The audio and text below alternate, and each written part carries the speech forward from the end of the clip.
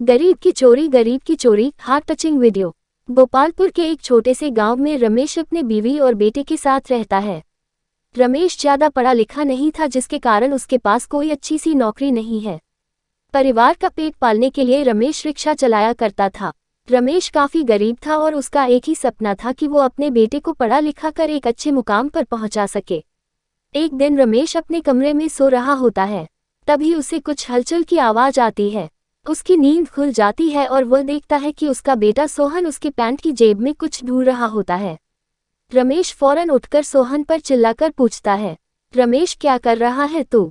अपने पिता की आवाज सुनकर सोहन डर जाता है और कहता है, सोहन पापा वो मैं। सोहन अपनी आंखें नीचे कर लेता है। रमेश तू चोरी कर रहा था। अपने पापा को चिल्लाता देख सोहन रोने लगता है।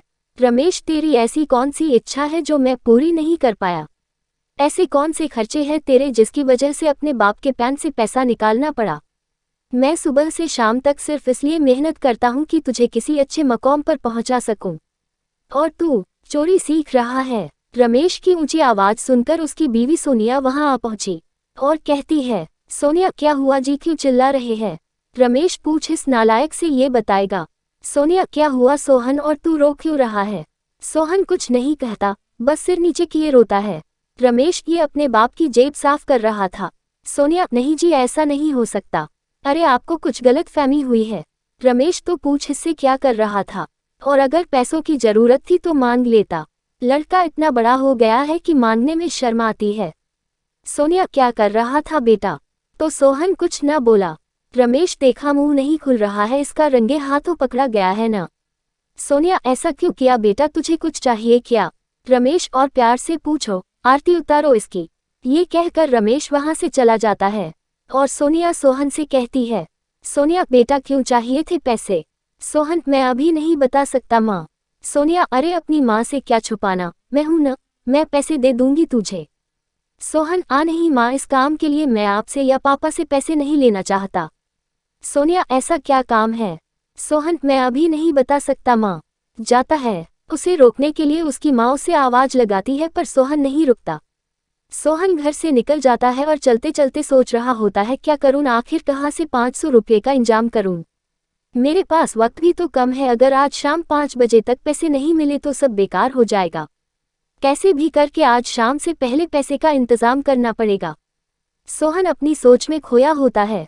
तभी उसका दोस्त हरीश उसे आवाज देकर बुलाता है, हरीश सोहन तू यहाँ क्या कर रहा? सोहन भाई वैसे परेशान हूँ मैं। हरीश अरे भाई के होते हुए परेशान क्या बात है, बता। क्या बताए, परेशानी दूर कर देगा? दूर तो नहीं कर पाऊंगा, पर दूर करने का रास्ता बता सकता हूँ। सोहन मुझे आज शाम से पहले 500 रुपये चाहिए और मुझे 500 रुपये कमाने हैं। अच्छा देख, एक तरीका तो है पर तू कर नहीं पाएगा। सोहन बता बता, मैं कर लूंगा, मेहनत का काम है भाई। सोहन जितनी भी मेहनत हो मैं कर लूंगा। हरीश अच्छा मार्केट चल, बताता हूँ। रमेश और सोनिया शाम को घर के कुछ सामान लेने जाते हैं और वे रास्ते में सोहन के ही बारे में बात करते हैं। रमेश क्या लगता है सोहन पैसे क्यों ले रहा था? सोनिया पता नहीं जी। रमेश तुम तो उससे बात करने वाली थी ना?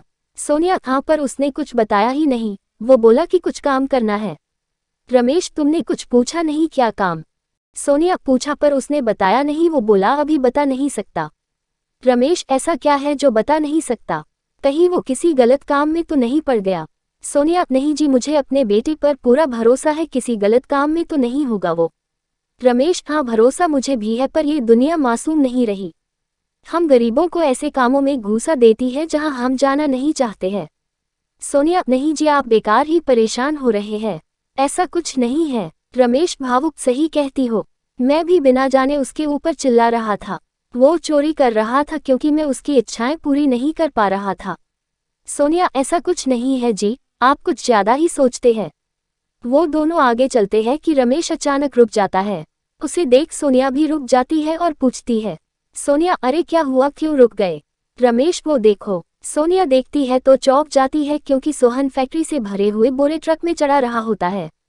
ये देखकर रमेश रोने लगता है और वह वहां से चले जाता है। सोनिया भी उसके पीछे चली जाती है। सोनिया रुकिए जी। रमेश भावुक, इससे अच्छा कि मैं उसे पैसे निकालने देता। सोनिया जब वो घर आएगा तो उससे बात करेंगे ना। रमेश भावुक क्या बात करेंगे? ये पूछेगी कि वह काम क्यों कर रहा है, क्योंकि उसका बाप उसकी जरूरत पूरी नहीं कर पाता। सोनिया ऐसा नहीं है जी। सोनिया रमेश को समझाने की कोशिश करती है, वो एक नहीं सुनता, वह घर चले जाता है। रात का वक्त है, रमेश और सोनिया सोहन का इंतजार कर रहे होते हैं। रमेश, ये लड़का अभी तक आया क्यों नहीं? सोनिया, आता ही होगा, अभी परेशान न हो। रमेश, अरे कैसे परेशान न हो, वो ये सब बातें कर रहे होते हैं, तभी सोहन वहां आ जाता है और जोर से कहता है, हैप्पी बर्थडे माँ और पापा। सोहन की आवाज़ सुनकर रमेश और सोनिया चौंक जाते हैं। सोहन के हाथ में एक केक होता है और वह कहता है, सोहन, याद है मैंने आपसे पूछा था कि आपका जन्मदिन कब है? तो आपने कहा था कि हमारा जन्मदिन 1 सितंबर को आता है और आज 1 सितंबर है। और मैंने आपको वादा किया था कि मैं आपका जन्मदिन मनाऊंगा। ये सुनकर रमेश सोहन को गले से लगा लेता है। रमेश, तू हमारे लिए ये सब कर रहा था और मैं तुम्हारे ऊपर इतना चिल्लाया, मुझे माफ कर दे बेटा। सोहन, अरे पापा ऐसा कुछ मत कहिए, चलिए केक काटते हैं। और उसका पूरा परिवार मिलकर केक काटता है और खूब मस्ती करते हैं। दोस्तों, आज की ये हार्ट टचिंग स्टोरी आपको कैसे लगी, ये आप हमें कमेंट करके बता सकते हैं। हम ऐसे ही कहानियाँ आपके लिए लेकर आते रहेंगे। धन्यवाद।